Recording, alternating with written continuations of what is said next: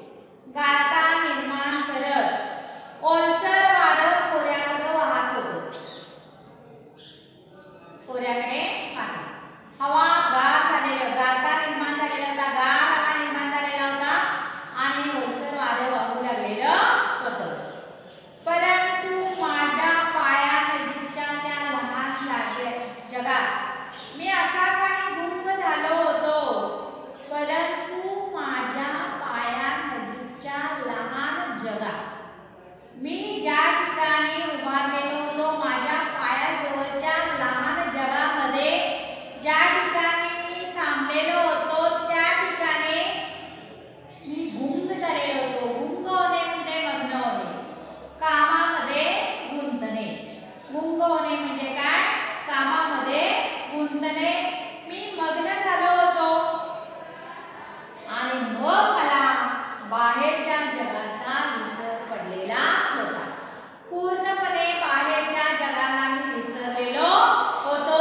मला पूर्णपणे जगाचा बाहेरचा विसर पडलेला होता. माझ्या डोळ्यासमोर फक्त एकच दिसत होतं, ते म्हणजे कोळी आणि कोळीचं घरटं आणि तिची छायाचित्र घेणं. हेच माझ्या डोळ्यासमोर होतं. हेच माझं जग आता होतं. बाहेरच्या जगाचा मी विसर पडलेला, मला विसर पडलेला होता. मला काही आठवत नव्हतं किंवा आठवणार सुद्धा नव्हतं. माझ्या डोळ्यासमोर फक्त हे एकच गोष्ट दिसत होतं. मी स्तब्ध झालो. स्तब्ध म्हणजे शांत. स्तब्ध म्हणजे काय विद्यार्थ्यांनो? शांत. मी शांत बसलो. मी एकदम शांत बसलो. माझं सारं लक्ष कोळीच्या घराच्या बंद दाराकडे होतं. का बरं कोळीच्या बंद दाराकडे लेखकाचं लक्ष असावं असं वाटतंय? कारण लेखकांना असं वाटत होतं की ही कोळी कधी बाहेर येईल, कधी मी तिचं निरीक्षण करेन, कधी ती दरवाजा उघडेल, कसा उघडेल आणि काय होईल याकडे माझं सारं लक्ष लागलेलं होतं. आणि हे बघण्यासाठी मी शांत बसलेलो होतो. माझं सारं लक्ष कोळीच्या घराच्या बंद दाराकडे होतं. कसलीही हालचाल नव्हती. शांत. तेही शांत होतं, मीही शांत. एकदम शांत स्तब्ध वातावरण. कसलीही हालचाल मला त्या ठिकाणी जाणवलेली नाही. कसलंही चैतन्य नव्हतं. चैतन्य म्हणजे आनंद. कसलाही आनंद वाटत नव्हता. आनंद नव्हतं, सुख नव्हतं, शांती. एकदम सगळीकडे स्तब्ध. कसला आवाज नाही, हालचाल नाही, काही नाही. आणि का बसलो हेच मला काही समजत नव्हतं. एकदम शांत मी बसलो होतो. एखाद्या दगडासारखा बसून मी शांतपणे तासभर निरीक्षण करत होतो. बघा, तासभर बसले. एखाद्या दगडासारखा बसून, दगड कसं एका ठिकाणी बसून राहतं तसं दगडासारखा एक तास बसून निरीक्षण करत होतो. एखाद्या गोष्टीचा अभ्यास करायचा असेल तर त्याच्या मागे कष्ट असतं, श्रम असतो. कुठलीच गोष्ट आपल्याला सहजासहजी मिळत नाही. त्याच्या पाठीमागे आपल्याला लागावं लागतं, कष्ट करावे लागतात, श्रम करावे लागतात. मगच आपल्याला त्या गोष्टींची ओळख होते. आणि या ठिकाणी लेखक बरोबर तासभर झाले बसलेले आहेत. उगाचच बसलेले आहेत का? नाही. त्यांना त्याचं निरीक्षण करायचं आहे, अभ्यास करायचा आहे. कारण ते पक्षीतज्ञ आहेत. अनेक पक्ष्यांचं त्यांनी निरीक्षण केलेले आहे. त्यासारखंच एका कीटकाचं निरीक्षण करण्यासाठी ते आलेले आहेत. त्यांना कुठल्याही परिस्थितीमध्ये ते निरीक्षण करायचंच आहे. म्हणून ते तासभर बसलेले, त्यासारखं बसलेले नाही. तरी आपल्या कोळीला माझ्या अस्तित्वाची जाणीव होती. जरी दार बंद असलं तरी. कोळीनाथ आहे मुलांनो, दार बंद आहे. या कोळीला बाहेर कोणतरी आलेलं आहे या अस्तित्वाची जाणीव झाली होती. जरी दार बंद असलं तरी आपल्या कोळीला माझ्या अस्तित्वाची जाणीव होती. अस्तित्व म्हणजे असण्याची, मी आल्याची जाणीव त्याला झालेली. कोणतरी आलेलं आहे बाहेर याची जाणीव मात्र कोळीला नक्की झाली होती. मला वाटायचं की थोड्याच कालावधीमध्ये तिला माझा सराव होईल. लेखकांना आपल्या मनामध्येच वाटायला थोड्या वेळामध्ये ती येईल बाहेर, माझी सवय होऊन जाईल, सराव होऊन जाईल तिला आणि ती थोडं बाहेर येईल. थोड्या कालावधीमध्ये ती काही वेळानंतर, कालावधी म्हणजे वेळ, काही वेळानंतर ती बाहेर येईल.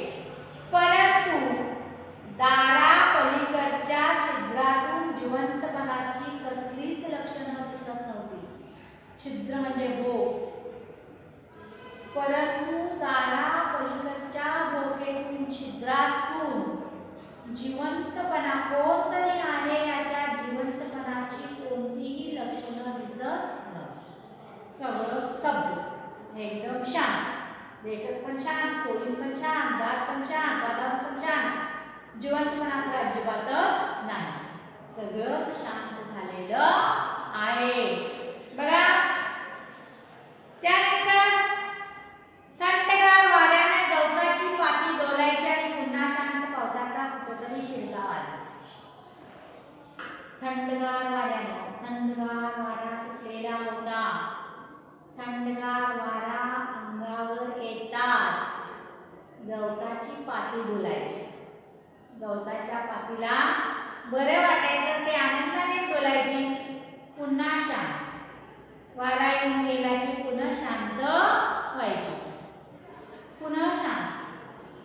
पावसाचा कुठेतरी शिरकावा झाला. शिरकावा म्हणजे पाण्याचे तुषार.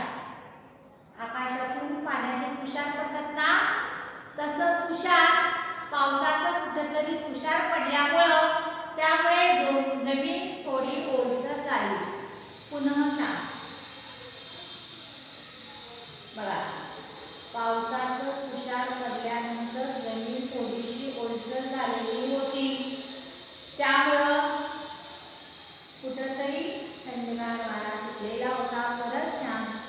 त्या थंडगार दगडावर बसून मी चांगलाच राहिलो. तिथं दगड जो होता त्या दगडावर लेखक बसलेले होते. तो दगड सुद्धा गारठलेला होता. त्या गारठलेल्या दगडावर, त्या थंडगार दगडावर लेखक गारठलेले होते. गारठ्यात थंडी वाजून कुडकुडी भरते की नाही, कुडकुडी थंडीचा दिवस असेल बघा आता, कुडकुडी भरते की नाही आपल्या अंगामध्ये, तसं लेखकांना आता कुडकुडी भरलेली आहे.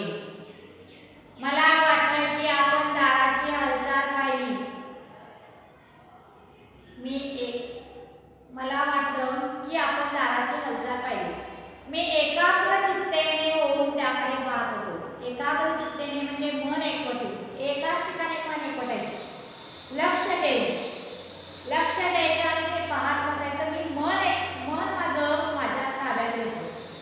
मन ताब्यात घ्यायला पाहिजे. कुठलीही गोष्ट करत असताना आपलं मन आपल्या ताब्यात असायला पाहिजे. शिकत असताना, काम करत असताना, कुठलंही कार्य करत असताना आपण एकाग्र चित्तेनंच ते काम करायचं आहे. एकाग्र चित्तेनंच ते सगळं आपण जमवून घ्यायचं आहे.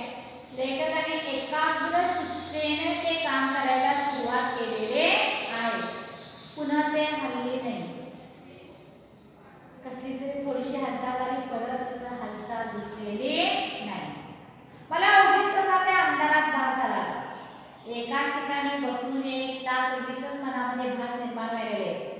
काहीतरी हालचाल व्हायला लागले, कोळी यायला लागले, काहीतरी हालचाल व्हायला लागले, दरवाजा उघडायला लागले, गट्टेदार बसलेला आता निघायला लागलाय. असं उगाच मनामध्ये अनेक प्रश्न, कोळी बाहेर कसं असेल, सगळ्या गोष्टींना घर कसं बांधून, ह्या सगळ्या गोष्टींचा विचार एक तासानंतर त्यांच्या मनामध्ये सुरू झाले. भास व्हायला लागले त्यांना.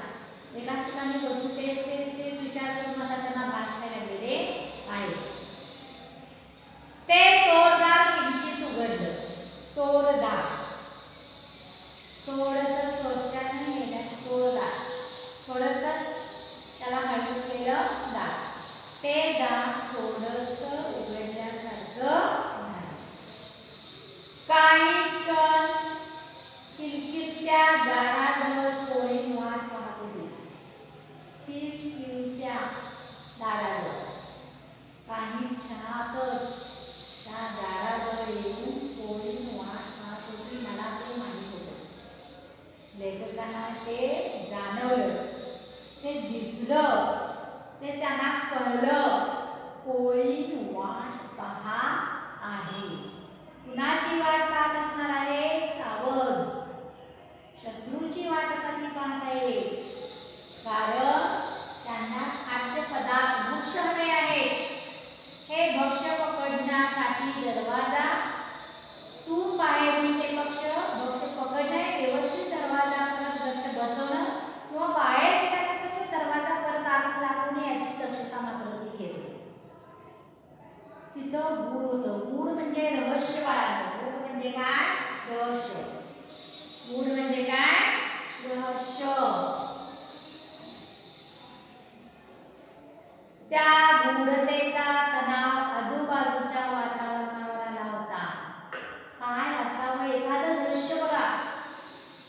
कुणीतरी तुम्हाला वाढदिवसा दिवशी छानपैकी भेटवस्तू आणली असेल आणि तुम्हाला ती ते दाखवत नसेल तर त्या वस्तूबद्दल रहस्य तुमच्या मनामध्ये निर्माण होते.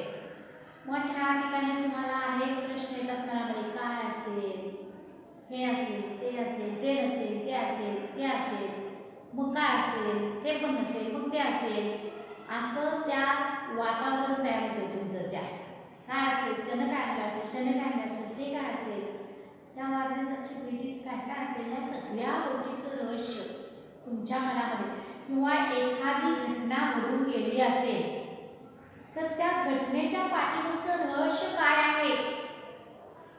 तुम्ही आता टीव्हीवर CID वगैरे बघताय बघा, त्या घटनेपाठीचं रहस्य काय असेल ते शोधून काढतात.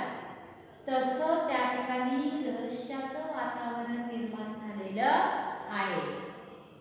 कोळी दाराजवळ दबा धरून प्रतीक्षा करीत होती. प्रतीक्षा करणे बघा मुलांवर, वाट पाहणे. तुम्ही पण आई बाबांची वाट बघताय की नाही, आई बाबांची कधी कधी तरी, किंवा आई तुमची वाट बघते की नाही, वाक्प्रचार प्रतीक्षा करणे, वाट पाहणे. मग ती काय करत होती, दाराजवळ दबा धरून कुणाची तरी वाट पाहत होती.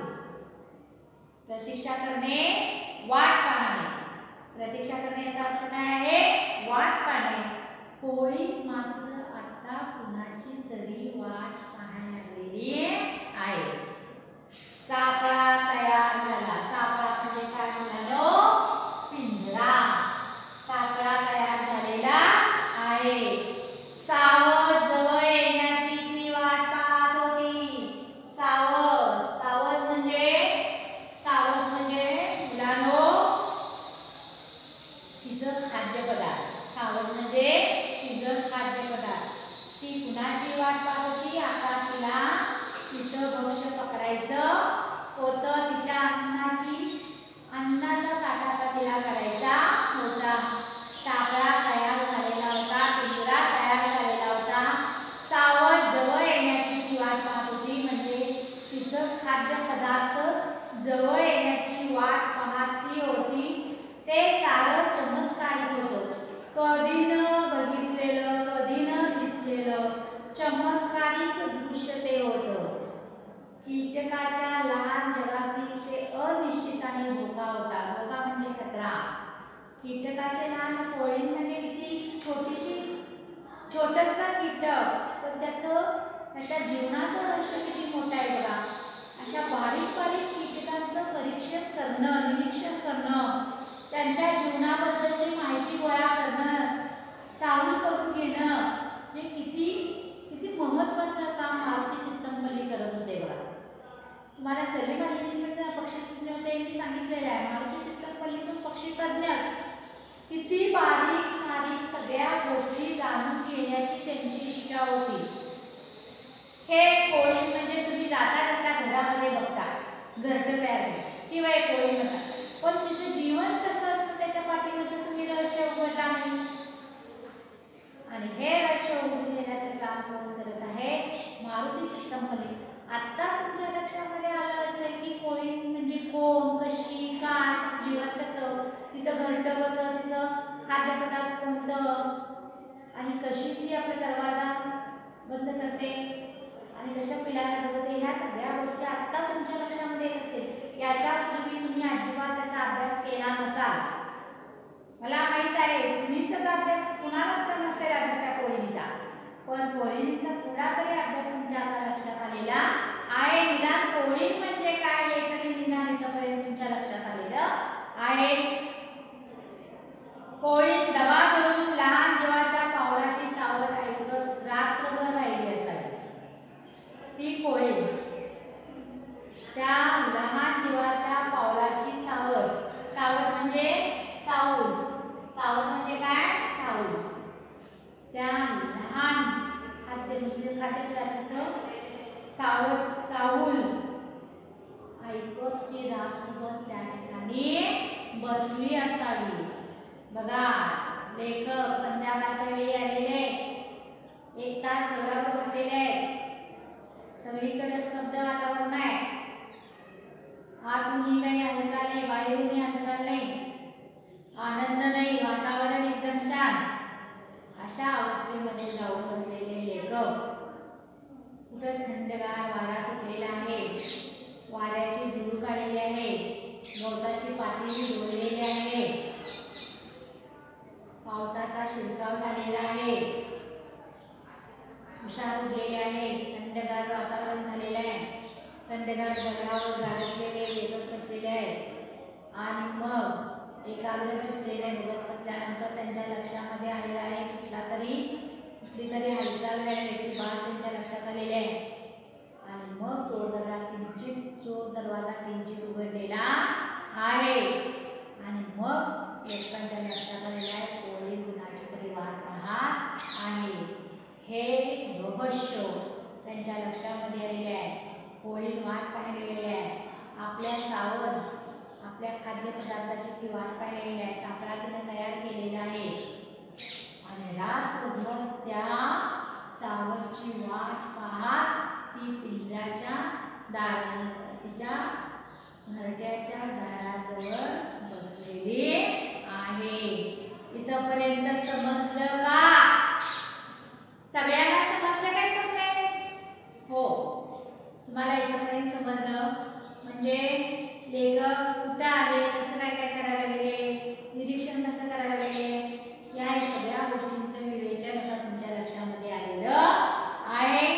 आणि मग आपल्याला असं लक्षात येईल की आता कोळीचं जीवन काय आहे थोडक्यात लक्षात आलेलं आहे. घरामध्ये घरटं तयार करणारी कोळी, डोंगरावर 1 फुटाच्या अंतरावर तयार करणारी घरटं आपलं कोळी, या सगळ्या कोळींचं लक्षण किंवा कोळी म्हणजे काय हे आता फक्त 2 तासामध्ये एवढंच तुमच्या लक्षामध्ये आलेलं आहे. यानंतरचा जो भाग आहे तो आपल्याला पुढे जाऊन कोळीचं जीवन अजून आपल्याला पुढे खूप बघायचं आहे. अशा या कोळीच्या जीवनाचं पुढचं रहस्य जे आहे ते आपण पुढच्या तासाला बघायचं आहे. इथपर्यंत तुम्हाला समजले असं गृहीत धरून मी या ठिकाणी थांबते. धन्यवाद.